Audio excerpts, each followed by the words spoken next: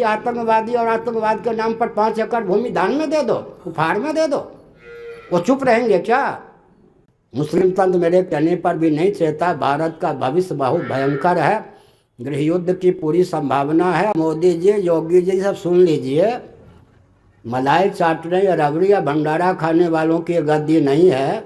आप लोग ये समझते हैं कि बिना आध्यात्मिक मनीषी के हम इन सब योजनाओं को क्रियान्वित करके व्यासपीठ की आवश्यकता ही नहीं रहने देंगे। कल्पना छोड़ दीजिए। इसलिए झक मारकर पूरे विश्व को इधर आने की आवश्यकता है। 1,97,29,49,120 वर्षों की हम लोगों की इस कल्प में गुरु परंपरा है। एक भी मनवादी अगर सुरक्षित रहा, डट गया, पूरे विश्व की मान्यता है कि किसी का तंत्र या वाद नहीं चलेगा। उसमें इतना बल है, दर्शन, विज्ञान, व्यवहार तीनों दृष्टि से वो इतना बलवान सिद्धांत है, उसके सामने कोई टिक नहीं सकता। सबके पास लाचारी क्या है? मार्ग किसी को नहीं दिख रहा है। मार्ग है वो केवल गुरु ग्रंथ गोविंद का कृपा पात्र कोई होगा उसके पास। वो पैनी दृष्टि से देखते हैं कि आजकल कोई मनवादी बचा है क्या बीज रूप में? अगर वो है तो उसका दमन हमारा कर्तव्य है। वो अगर पनप गया तो हमारी किसी की दाल नहीं गलेगी। उनकी दृष्टि जाती है पूरी पीठ पर। उड़ीसा सरकार की भी, केंद्रीय सरकार की भी, विश्व के अन्य तंत्र की भी।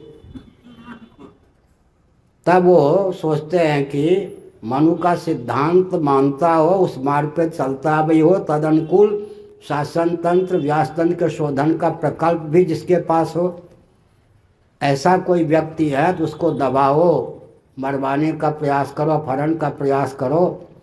अगर वो सुरक्षित रह गया, उसकी योजना आगे बढ़ी, तम सबों में किसी की दाल नहीं गलेगी।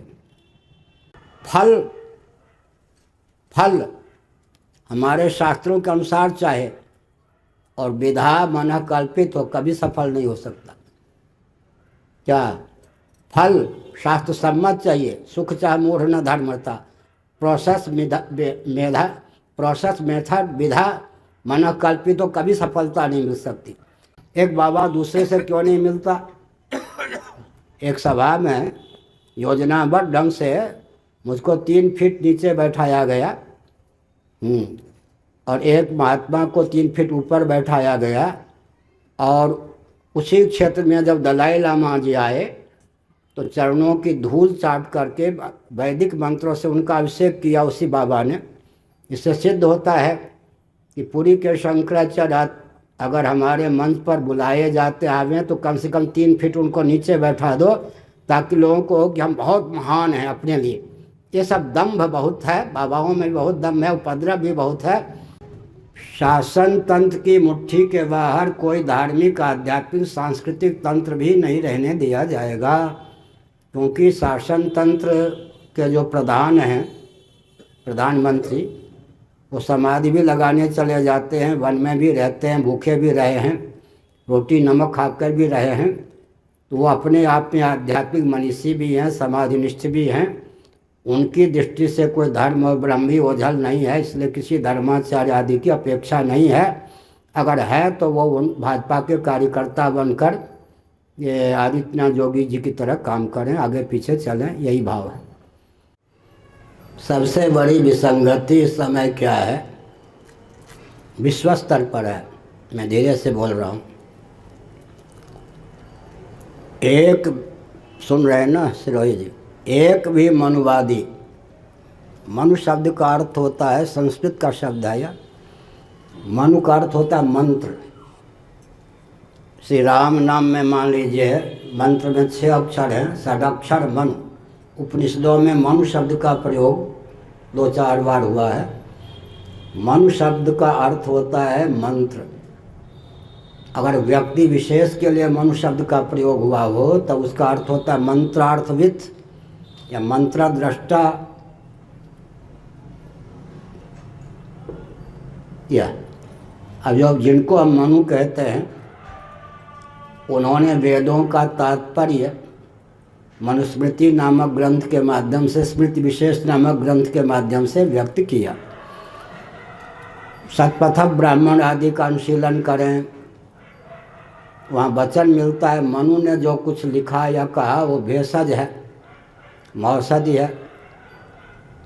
अंग्रेज़ों की सबसे बड़ी कूटनीति यही कि उन्होंने जिसके आधार पर हमारा सर्वविध उत्कर्ष था उसी के प्रति अनास्था उत्पन्न कर दी।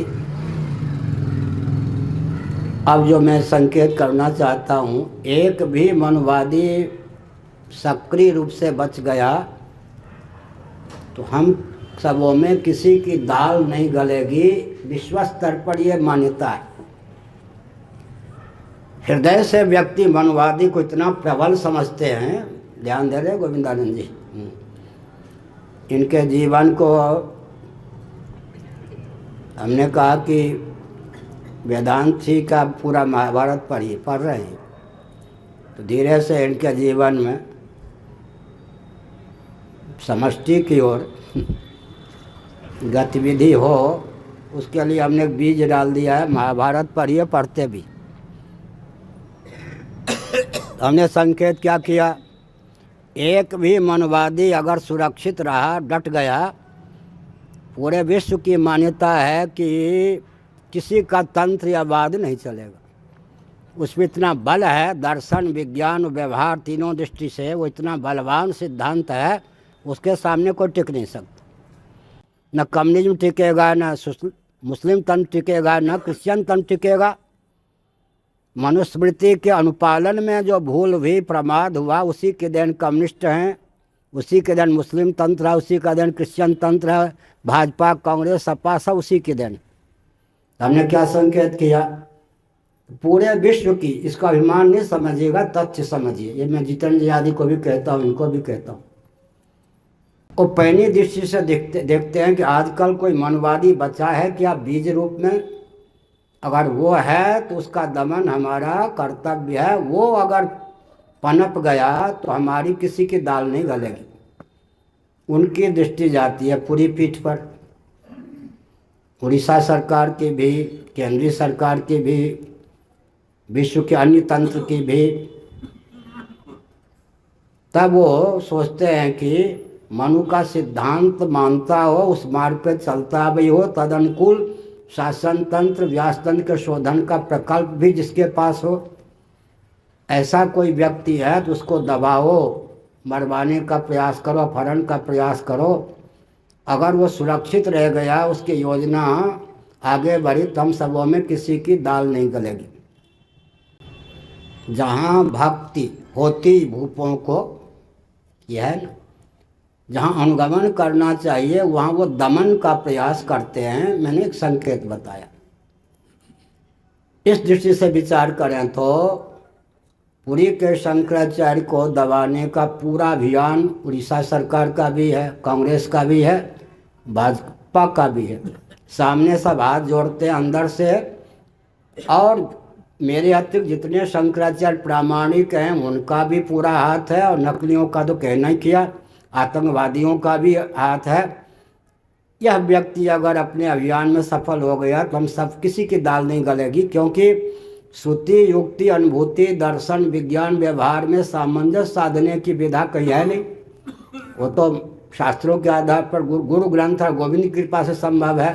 तो हमने कहा अभी जो मोदी जी के प्रधानमंत्री बनने के बाद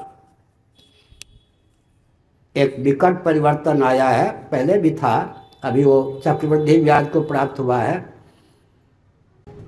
शासन तंत्र की मुट्ठी के बाहर कोई धार्मिक आध्यात्मिक सांस्कृतिक तंत्र भी नहीं रहने दिया जाएगा, क्योंकि शासन तंत्र के जो प्रधान हैं, प्रधानमंत्री, वो समाधि भी लगाने चले जाते हैं, वन में भी रहते हैं, भूखे भी रहे हैं, रोटी नमक खाकर भी रहे हैं। तो वो अपने आप में आध्यात्मिक मनीषी भी हैं, समाधिनिष्ठ भी हैं। उनकी दृष्टि से कोई धर्म और ब्रह्मी ओझल नहीं है, इसलिए किसी धर्माचार्य आदि की अपेक्षा नहीं है। अगर है तो वो उन भाजपा के कार्यकर्ता बनकर ये आदित्यनाथ योगी जी की तरह काम करें, आगे पीछे चलें, यही भाव है। तो एक भी सांस्कृतिक तंत्र, सामाजिक तंत्र, धार्मिक तंत्र, आध्यात्मिक तंत्र भारत में न रहे। सब के सब शासन तंत्र के अधीन दासानुदास बन के काम करें, यह एक विकल्प प्रकल्प चल रहा है। इसलिए गुरुगद्दी को नष्ट कर ही देना है। व्यासपीठ की स्वतंत्र कोई उपयोगिता नहीं है। यह एक मनोबल कांग्रेस में था। गांधी जी से प्रक्रिया चलाई गई अंग्रेजों के माध्यम से। मोदी जी के शासन में आने पर इस प्रक्रिया को चक्रवृद्धि ब्याज के समान चरम सीमा पर पहुंचा दिया गया, क्योंकि नेहरू जी मानते थे कि वो शीर्षासन करते हैं, योगी हैं, अपने को योगी मानते थे, और ये तो हैं ही जो कुछ हैं। अब इस दृष्टि से इनकी दृष्टि में हमारी उपयोगिता नहीं है ये नहीं कह सकते। एकांत में जो मोदी जी ने मुझसे दो तीन वाक्य बोले, एक वाक्य में कभी कहता नहीं सभा आदि में, वो जब तक उनको पूरी मेरे बारे में जानकारी नहीं थी कि ये फुहर नहीं है, हमारी बात फैलाएंगे नहीं, एक गंभीर तथ्य कोई उन्होंने कहा एक वाक्य में, मैंने विश्वास पूर्वक कहा कि ये वाणी के चंचल नहीं है, कहीं बात विस्फोट नहीं करेंगे, विश्वासपात अंदर से तो हमें है, लेकिन दबाने का भी पूरा प्रयास है। इसका अर्थ क्या होता है? इसका अर्थ ये होता है कि जिस ढंग से विकास को परिभाषित और क्रियान्वित करने की प्रक्रिया चल रही है, उसी के गर्भ से सारा विस्फोट निकलेगा। एक भी सनातन मान बिंदु की रक्षा आधुनिक शासन तंत्र के माध्यम से हो जाए संभव नहीं। अब तो केवल एक चीज़ है कि सनातन शासन तंत्र की प्रस्थापना का मार्ग क्या हो। इस उन्मादपूर्ण लोकतंत्र प्रजातंत्र जिसमें सत्ता लोलुपता अदूरदर्शिता को राजनीति का पर्याय हम मान सकते हैं, उसको वैदिक सनातन शासन तंत्र के रूप में परिवर्तित करने की विधा क्या हो, और उसके लिए व्यक्ति का क्या होता है जी, चयन प्रशिक्षण नियोजन, चयन की विधा, प्रशिक्षण की विधा, नियोजन की विधा क्या हो, यह बात यहाँ आकर रुकती है। 5 मिनट की सीमा में एक संकेत करता हूँ। अभी जो हिंदुओं की स्थिति है, पुरुष भी बहुत से ऐसे हैं जो अभी नवरात्र आदि में व्रत रखते हैं, रखेंगे, फलाहार आदि कर लेते हैं, देवी देवता का पूजन करते हैं, माताएं तो बहुत व्रत करती ही हैं, लेकिन हिंदुओं के जप तप व्रत सबका अंदर का हिस्सा ये है, अंतरंग भाव ये है कि हाय पेट हाय परिवार, पेट और परिवार की सीमा में ही वो फल चाहते हैं। कृपणा फल हेतव, तो राष्ट्र की रक्षा आदि, सनातन संस्कृति की रक्षा आदि उनके जीवन का लक्ष्य नहीं। बाबाओं में भी हाय धन हाय मान तक सीमा है, तो सब पेट और परिवार या सबको मिला दें तो धन मान प्राण परिजन तक पूरा भारत का तप, हिंदुओं का जप तप सब सीमित। एक बाबा दूसरे से क्यों नहीं मिलता? एक सभा में योजनाबद्ध ढंग से मुझको 3 फीट नीचे बैठाया गया, और एक महात्मा को 3 फीट ऊपर बैठाया गया, और उसी क्षेत्र में जब दलाई लामा जी आए तो चरणों की धूल चाट करके वैदिक मंत्रों से उनका अभिषेक किया उसी बाबा ने। इससे सिद्ध होता है कि पुरी के शंकराचार्य अगर हमारे मंच पर बुलाए जाते आवे तो कम से कम 3 फीट उनको नीचे बैठा दो, ताकि लोगों को हो कि हम बहुत महान हैं अपने लिए। ये सब दम्भ बहुत है, बाबाओं में भी बहुत दम्भ है, उपद्रव भी बहुत है। लेकिन हमने एक संकेत किया। क्या संकेत किया? पूरे विश्व की लाचारी है यह। क्या लाचारी है? जिस ढंग से विकास को परिभाषित और क्रियान्वित करने का प्रकल्प चल रहा है, वैज्ञानिकों का अनुसंधान है 30 वर्षों से अधिक मानव सृष्टि नहीं चलेगी। अगर इस समय उस विकास की परिभाषा को नियंत्रित और क्रियान्वित करने से बचाया नहीं गया तो मानव सृष्टि 30 वर्षों से अधिक नहीं चलेगी। आधुनिक विकास की परिभाषा और क्रियान्वयन की प्रक्रिया ने समग्र सनातन सर्वहितप्रद मानवेंदुओं को विकृत और विलुप्त होने के कगार पर पहुंचा दिया है। पृथ्वी, पानी, प्रकाश, पवन जो ऊर्जा के स्रोत हैं, इनको भी अत्यंत विकृत और क्षुब्ध या कुपित कर दिया है। इसलिए हम लोग मुस्कुराते क्यों हैं मालूम है? 1-2 वाक्य कहकर मैं वचन को विराम देता हूँ। अभी नेपाल से इंदिरा जी से संपर्क करके शैव बौद्ध आए हैं, उनके साथ बातचीत करनी है नेपाल की समस्या आदि को लेकर। कल भी बातचीत हुई थी, आज विस्तार पूर्वक होगी। तो मैंने एक संकेत किया, सबके पास लाचारी क्या है, मार्ग किसी को नहीं दिख रहा है। मार्ग है वो केवल गुरु ग्रंथ गोविंद का कृपा पात्र कोई होगा उसके पास। विश्वविद्यालय की पढ़ाई ऐसी नहीं है जिस ढंग से दर्शन शास्त्र आदि की विश्वविद्यालय में पढ़ाई होती है उससे कोई वो वेदों का मार्ग निकाल सके, वो क्षमता नहीं। विश्वविद्यालय की पढ़ाई में तो कोई योग्य क्षमता ही नहीं है रोटी के अलावा कुछ। भारत की स्थिति यह है कि पेट और परिवार या हर व्यक्ति विद्यालय में बाजार का सौदा बनने के लिए भेजा जाता है। जहाँ मेधा शक्ति ही बाजार का सौदा बनने के लिए तैयार की जाए, और कोई शासन तंत्र ऐसा नहीं है जिसमें भारत की मेधा शक्ति, रक्षा शक्ति, वाणिज्य शक्ति, श्रम शक्ति के सदुपयोग की स्थिति हो। अब एक मैं गंभीर तथ्य बोलता हूँ, फल हमारे शास्त्रों के अनुसार चाहे और विधा मन कल्पित हो, कभी सफल नहीं हो सकता। क्या फल शास्त्र सम्मत चाहिए, सुख चाहे मूढ़ न धर्मता, प्रोसेस मेथड विधा मन कल्पित हो, कभी सफलता नहीं मिल सकती। और विकल्प किसी अंश में सुरक्षा देता है, विकल्प भी कहीं काम दे देता है। जैसे कि कोई वंश परंपरा प्राप्त क्षत्रिय नहीं होते, लेकिन इंग्लैंड में वैकल्पिक राजवंश है।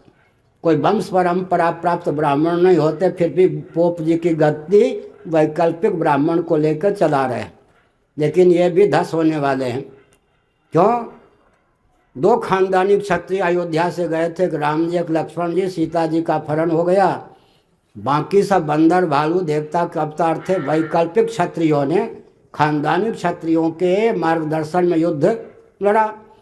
केंद्र में मूल में कम से कम खानदानी क्षत्रिय तो थे, केवल वैकल्पिक गुरु। अभी पोप की गद्दी इंग्लैंड में एलिजाबेथ की गद्दी भी ज़्यादा दिनों तक नहीं है। मैं संकेत करता हूँ, तो मैंने क्या संकेत किया? मैंने यह संकेत किया कि हमारी प्रक्रिया कोई न माने, विधा न माने और हमारे रामराज धर्मराज को ले उसको क्रियान्वित करने चलेगा, विस्फोट हो जाएगा। इसलिए पूरे विश्व की लाचारी है अब कि वो सातवें आसमान में हम लोगों को फेंक दिया जाए या सातवीं गुफा के अंदर डाल लिया जाए कि तुम्हारी कोई उपयोगिता नहीं। तो हम भी चुनौती देते हैं, विकास के नाम पर पूरे विश्व को एक तिल भर खिसका के दिखा दो तो हम मान जाएंगे हमारी उपयोगिता नहीं। हमारे मुंह से इस समय ऋषि मुनि बोल रहे हैं, वेदादि शास्त्र बोल रहे हैं, गुरु बोल रहे हैं, समझ गए, गोविंद बोल रहे हैं। इसका मतलब एक भी सनातन सिद्धांत के प्रति आस्थान्वित व्यक्ति होगा, उसकी उपेक्षा करके आप सारी सृष्टि एक हो जाए, विकास नहीं कर सकते। श्रीमद् भागवत इंद्र की उपेक्षा कर दी, उसके प्रमाद के कारण बृहस्पति जी ने अपने आप को तिरोहित कर लिया, ब्रह्मा जी को अनुकूल कर लिया, नारायण जी को अनुकूल कर लिया इंद्र ने। फिर भी नौ जाकर गद्दी पर बैठ गया, मानसरोवर में छिपना पड़ा, न ब्रह्मा जी आंसू पोंछ पाए न नारायण जी, और विश्वरूप गुरु बनाया ब्रह्मा जी कहने पर उसको मारना भी पड़ा, ब्रह्महत्या भी लग गई, वृत्रासुर से पाला पड़ा। इसका मतलब क्या होता है? इसका मतलब होता है, मोदी जी, योगी जी सब सुन लीजिए, मलाई चाटने या रबड़ी या भंडारा खाने वालों की गद्दी नहीं है। आप लोग ये समझते हैं कि बिना आध्यात्मिक मनीषी के हम इन सब योजनाओं को क्रियान्वित करके व्यासपीठ की आवश्यकता ही नहीं रहने देंगे, कल्पना छोड़ दीजिए। इसलिए झक मारकर पूरे विश्व को इधर आने की आवश्यकता है। 1,97,29,49,120 वर्षों की हम लोगों की इस कल्प में गुरु परंपरा है, श्रीमन नारायण से। भगवान शंकराचार्य से 2503 वर्षों की हमारी गद्दी है। हम लोगों की उपेक्षा करके नकली 1000 शंकराचार्य बना दीजिए, आतंकवादी बना दीजिए, उससे काम नहीं चलेगा। शंकराचार्य पद पर प्रतिष्ठित व्यक्तियों ने भी आतंकवादी को शंकराचार्य बनाकर हमारे विरोध में घुमाया। हमारे शिष्यों ने उसको शंकराचार्य कहा। इस सबसे हमको चिंता नहीं है, लेकिन हमने कहा कि भागवत का जो ज्ञान है, क्या कहा भूदेवी ने?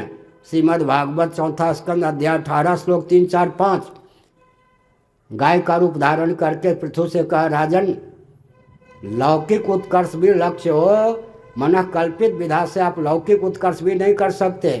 लौकिक उत्कर्ष, पारलौकिक उत्कर्ष और परमात्मा की प्राप्ति का मार्ग भी प्रशस्त हो, उसके लिए एकमात्र सनातन मार्ग ही है।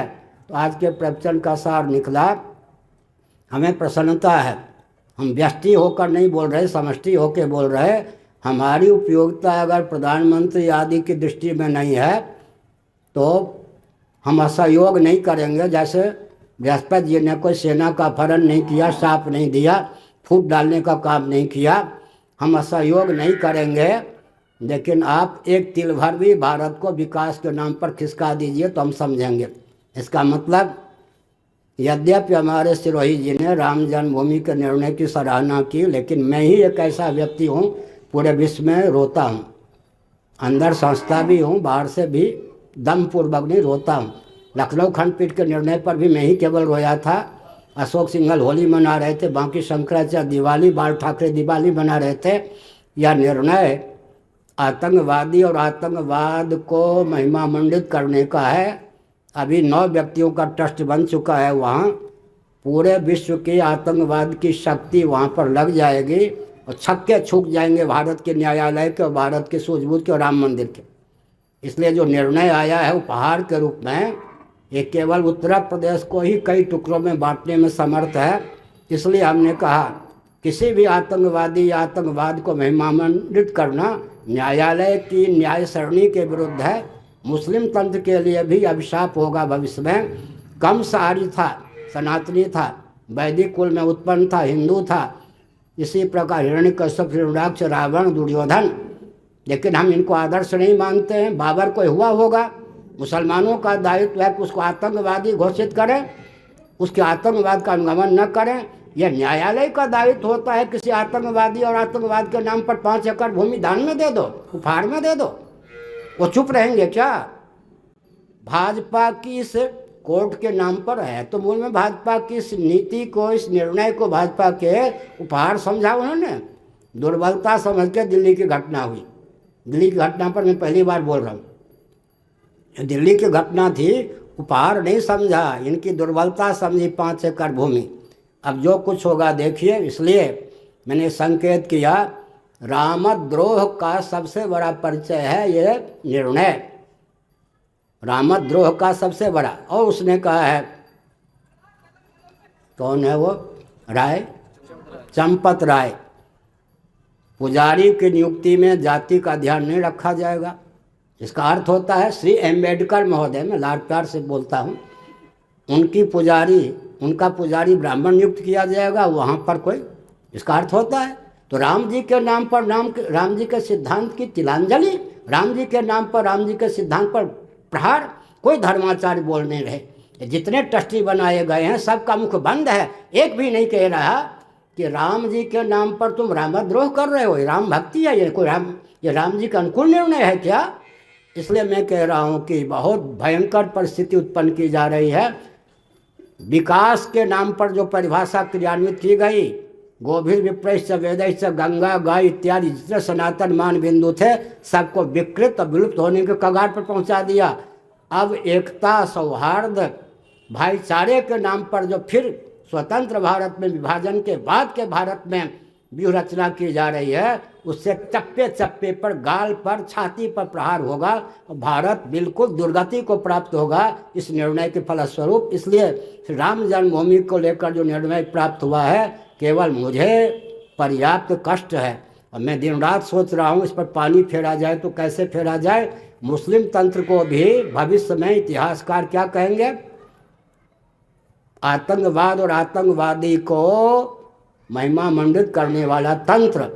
मुस्लिम तंत्र मेरे कहने पर भी नहीं चाहता। भारत का भविष्य बहुत भयंकर है, गृह युद्ध की पूरी संभावना है और करोड़ों व्यक्ति तो नहीं, लाखों व्यक्तियों के मरने के ये भूमिका प्रस्तुत कर दी गई है न्यायालय के द्वारा। न्यायालय फिर शून्य समझने की स्थिति में नहीं है। मोदी जी, योगी जी डंके की चोट से कहते हैं हमें जो निर्णय देना था न्यायालय के माध्यम से दे दिया। अब राम जी को नाम, कृष्ण जन्मभूमि अयोध्या जी को, ये काशी विश्वनाथ जी को लेकर तो हमारा मुंह बंद हो ही गया। हम तो बोल रहे, माने उसी निर्णय की अगर पुनरावृत्ति हो गई तो हम तो कहीं के नहीं रहे। इसलिए भारत स्वतंत्र है, यह ज्ञान ही मानो न्यायालय को नहीं है। विभाजन के बाद का भारत स्वतंत्र है, यहाँ भी चप्पे चप्पे पर हमारी छाती पर उपहार 5 एकड़ यहाँ दे दो, 5 एकड़ यहाँ दे दो, तुम मालिक हो देश के। यही देशभक्ति है क्या? इसलिए हमने संकेत किया राजनीति की दिशा बहुत भयंकर है और सौहार्द के नाम पर, शांति के नाम पर, भाईचारा के नाम पर, एकत्व के नाम पर भारत को कई खंडों में विभक्त करने का षड्यंत्र है। सावधान।